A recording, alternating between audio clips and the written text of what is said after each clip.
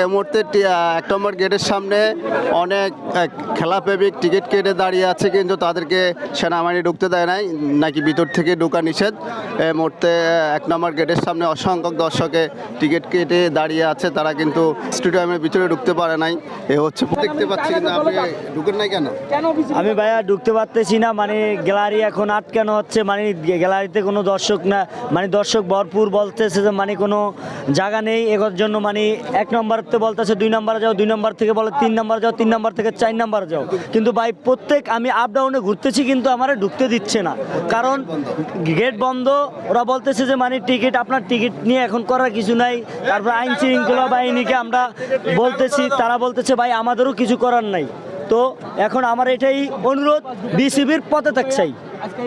ধন্যবাদ আপনাকে। প্রিয় দর্শক, অসংখ্য টিকিট নিয়ে দাঁড়িয়ে আছে, এখানে অসংখ্য পাবলিক দাঁড়িয়ে আছে গ্যালারিতে খেলা দেখার জন্য, কিন্তু তাদেরকে ঢুকানো হচ্ছে না।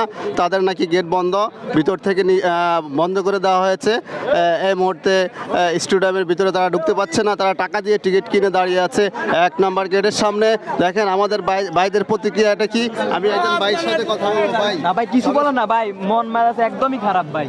ভাই খারাপ করলে লাভ নাই, টাকা দিয়ে কিনছেন, ঢুকতে তো টাকা দিয়ে টিকিট কিনে একদম। এবার বিগত কয়েক বছরে এইবার যে রকমের বিসিবি আমাদের সাথে প্রতারণা করেছে, এই রকমের কোনো হয় নাই। সম্পূর্ণ টাকা, আমরা কষ্টের টাকা, বিভিন্ন জায়গার থেকে মানুষ আইছে টিকিট কিনেছে, অথচ সেটা ঢুকবার দিচ্ছে না। এই দেখেন তারও জন্য যে পুরা সব টিকিট যখন শো করা হচ্ছে, তো এই পাবলিকগুলা 3000 টাকা দিয়ে টিকিট কিনেছে। আমার মধ্যে আরো 50 জন আছে, আমার মধ্যে আরো 50 জন আছে। যদি ঢুকতে টিকিট সহ ঢুকতে না টিকিট বিক্রি করলো বাল ফালাইতে, বাসা খারাপ করতে হয়, টিকিটের মূল্য ফেরত দিব। টাকা কি একদম কি বলবো ভাই, বাসাই পাই না। দুঃখ আসলে প্রকাশ করা ছাড়া আর কিছু নয় এই মুহূর্তে। এরকম সময় হয় না। এর আগে আমরা বিপিএল দেখছি, ফাইনাল দেখছি, এইরকম প্রতারণা দর্শক এর আগে কোনো সময় হয় নাই। এটা একবারে জনগণের সাথে পুরো প্রতারণা করা হয়েছে।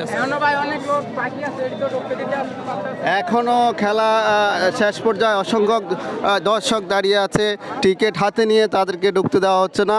আর কেন